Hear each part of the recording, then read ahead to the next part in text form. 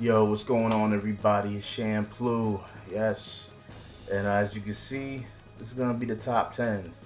The reason why I'm making this video is mainly because after I had my setup video and even my questions and answers video, a lot of people wanted to know what was my top 10 like animes, what my top 10 games and stuff like that. And the thing is that in that video, I kind of covered some of my favorite games. But to come down and actually make a top 10 favorite games list, I mean, it's extremely hard. I've been playing video games ever since fucking Atari and television, Commodore 64. You know what I'm saying? I'm old school. Just like the cat Tokes 64, I think that's his name. U2 TOKS. Playing for a very long time. So it's hard to do that. So the way I did it is that just to narrow it down a little bit more, I guess, come with a top 10 list for each genre. So that's what I'm pretty much about to go through right now.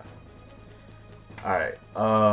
But before I do that, I gotta say, definite shout out to Boom Crusader. I'm about to say his name again wrong, but Boo Boy, pretty sure that's right. Axel Stone 12 and D Holmes. These four cats just kind of looked out for me a lot lately and hooked me up and shit. So definitely shout out to them. All right, but yeah, let me get into this. Action adventure games. All right, here's the 10. This is for me. Um, God of War 2, Ninja Gaiden 2, God of War 1, Ninja Gaiden, Tomb Raider 1, Uncharted, Resident Evil 4 and Resident Evil 5, Heavenly Sword, and Gears of War. Alright, let me go through certain things. The reason why I got Resident Evil 4 and 5 up there is because these two games kind of gotten away from the survival horror genre that it's usually a part of. It does have it in it somewhat, but they're not really scary games anymore. They're really action adventure games. I mean, that's what it's really gotten down to. Now, Heavenly Sword is a beautiful game. A lot of people want to just brush it off and just be like, oh, it's just a God of War ripoff. But the game had its own storyline, which was fucking fantastic. It was a fucking fun ass game to play. It was beautiful. And on top of that, like, it just had fantastic voice acting. Like, that shit was fucking magnificent. And it all just really came together, man. It was a real, emotional story and everything. It just put everything together perfectly. And the game was great. It was probably short, which was probably the only thing bad about it, but it was a great game. Now, the other one I got up there was Gears of War. Um, I might get a lot of slack for that, but like I said, I don't give a fuck because Gears of War is actually a good game. It has a lot of fucking setbacks because of how glitchy it is, and it just makes you so fucking frustrated. Oh God! But I think it is. I think that game deserves to be in the top 10 action adventure games list. But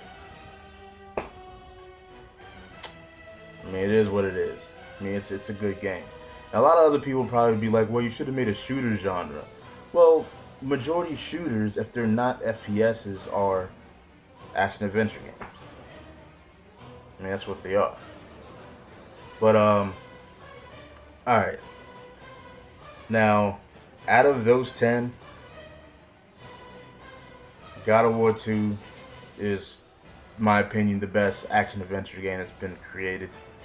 After that, I gotta go with Ninja Gaiden 2, and then with uh, Uncharted and Tomb Raider 1.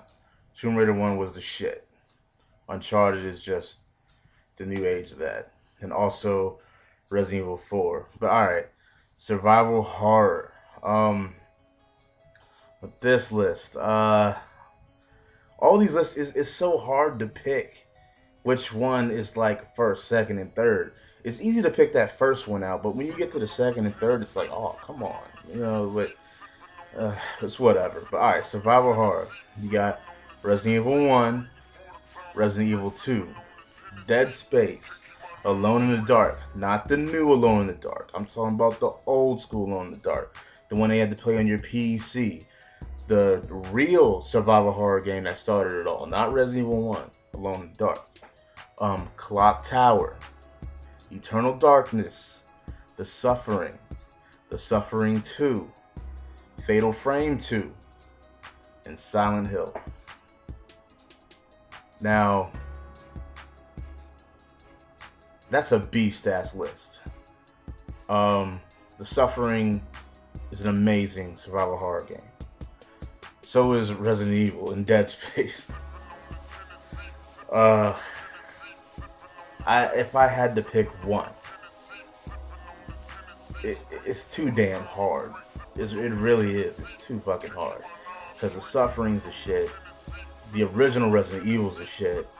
And Dead Space is like the new fucking, you know what I mean? And Eternal Darkness was great too. It's just real hard to pick one. But if I had to absolutely pick one, I would say Resident Evil 1. Just because it is like the forefront of, you know, how these games are made even today. You know, that's what I definitely would have to go with. Alright. Had to write these shit down on the list. Okay, now we got adventure games. Like, when it comes to adventure games, y'all, I mean, hit them with the music. Zelda holds it down. And that's just the fact. I mean, Zelda's been going on for so fucking long that there really is no better game when it comes to adventure games than Zelda. I mean, come on. Like, look. Zelda, Link to the Past. Zelda, Ocarina of Time. Zelda, Twilight Princess. Zelda, Wind Waker. Then after that, you have Monkey Island 2. Fahrenheit. Eco. Now, this next game is probably the only contender.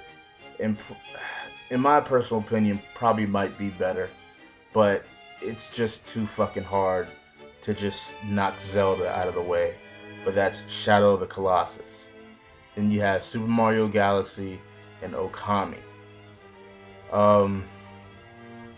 The reason why I got Super Mario Galaxy up here is because the new Marios have really gotten away from being straight up platforms, just like Ratchet and Clank, and you know, I mean, they're adventure games. But whew, out of that list, man, I mean, out of all these lists of games, anything could be a fucking toss-up. It really could. I think besides the action adventure, because God of War 2 is obviously the beast.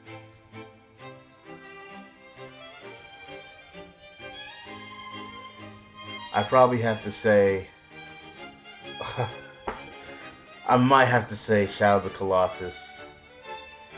I think I'd have to go with it.